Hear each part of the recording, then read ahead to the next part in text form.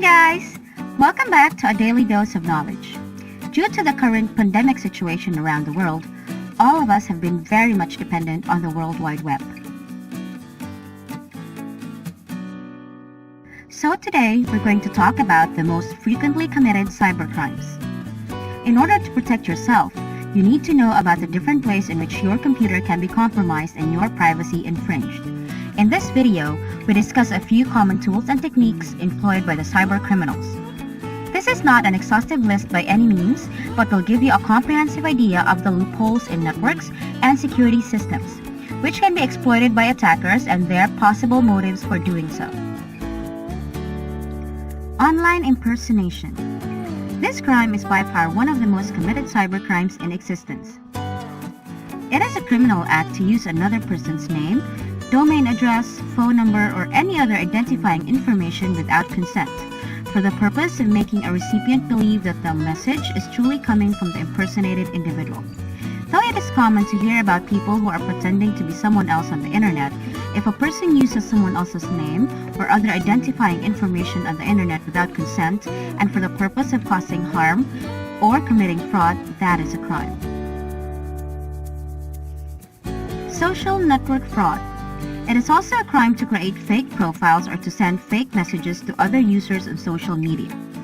If a user of a social media creates a fake profile to impersonate another person without the other person's consent, that action could be criminal. But a crime has only truly been committed if the fake user has the purpose of causing harm, committing fraud, or intimidating or threatening someone with a fake profile or fake messages. It remains to be seen if merely catfishing someone rises to the level of a crime under this stages. Cyberstalking. There are many cases of cyberstalking across the world, and it is especially common with teenagers and young adults. Usually, the victim and the stalker know each other. The victim is usually subjected to online harassment in forms of a barrage of online messages and emails.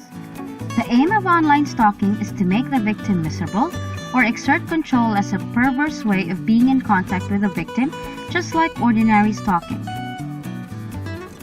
Cyberstalking is a new form of internet crime in our society. Stalkers use the internet or any other electronic means and is different from offline stalking, but is usually accompanied by it. Most victims of this crime are women who are stalked by men and children who are stalked by adult predators and pedophiles. Cyberstalkers thrive on inexperienced web users who are not aware of etiquette and the rules of internet safety. A cyberstalker may be a stranger but could just as easily be someone you know. Cyberstalking has now spread its wings to social networking. With the increased use of social media such as Facebook, Twitter, Flickr, and YouTube, your profile, photos, and status updates are up for the world to see. Your online presence provides enough information for you to become a potential victim of stalking without even being aware of the risk.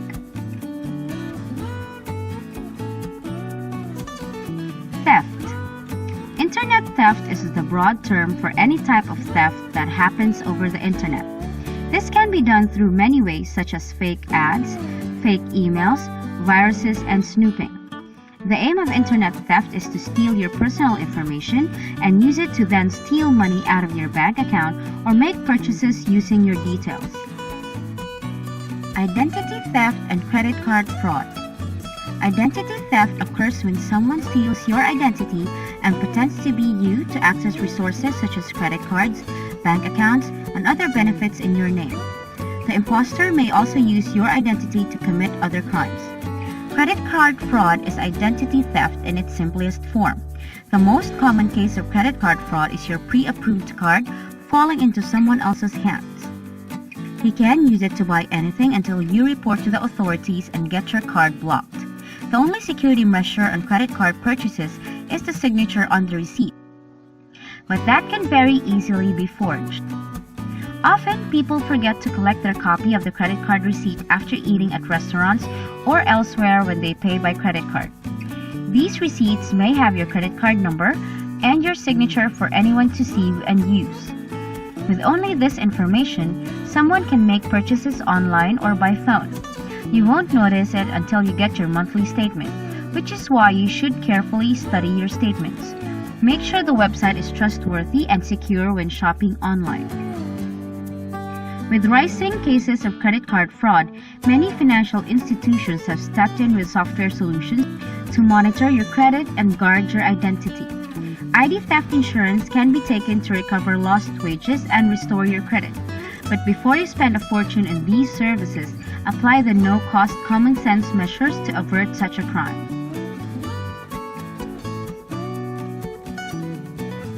Phishing scams. Phishing scams are attempts by scammers to trick you into giving out your personal information such as bank account numbers, passwords, and credit card numbers.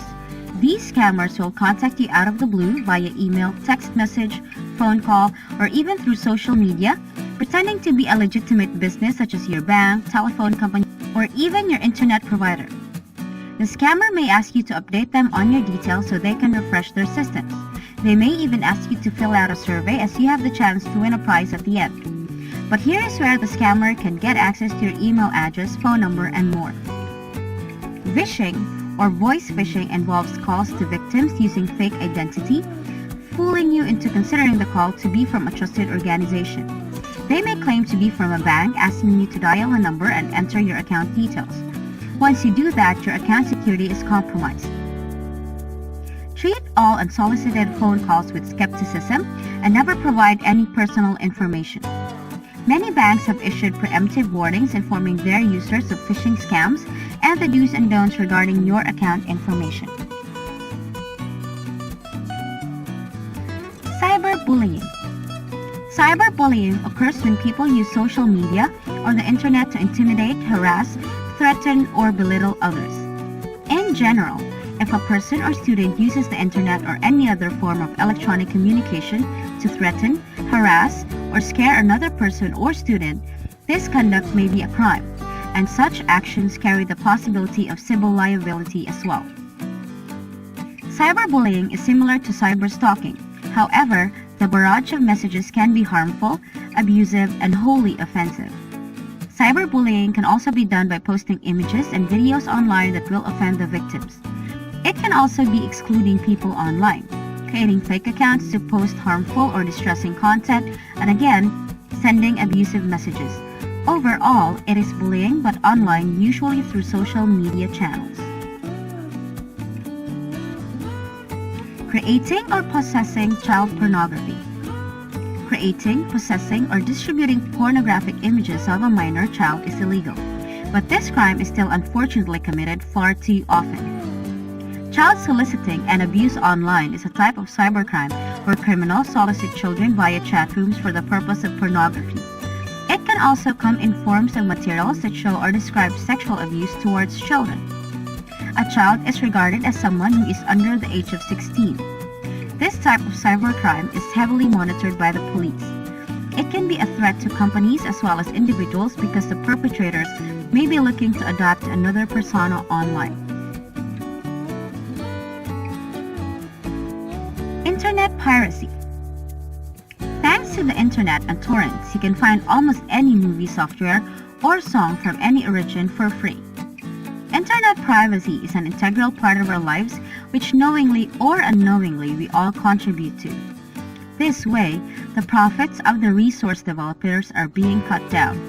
It is not just about using someone else's intellectual property illegally, but also passing it on to your friends, further reducing the revenue they deserve. This affects the whole global economy as funds are relayed from the other sectors, which results in less investment in marketing and research. Though this crime is much less common than it used to be in the early 90s, internet piracy still occurs in certain areas of the internet. Social media hack and spamming. Social media spamming comes when a person makes a fake account and becomes friends or followed by the average person. This then gives the fake account the freedom to spam inboxes with bulk messaging. This can be done by spreading malware. Spamming can also spread malicious links created with the intent to harm, mislead, or damage a user or their device. Clicking on the malicious link, which may be advertising a new iPhone or weight loss treatment, means you could be downloading malware which can lead to the theft of personal information. Hacking. In simple terms, a hacker is an intruder who accesses your computer system without your permission. Hackers do this for a number of reasons, whether that's for greed, fame, or power. As it shows people, they are clever enough to get into something they shouldn't have.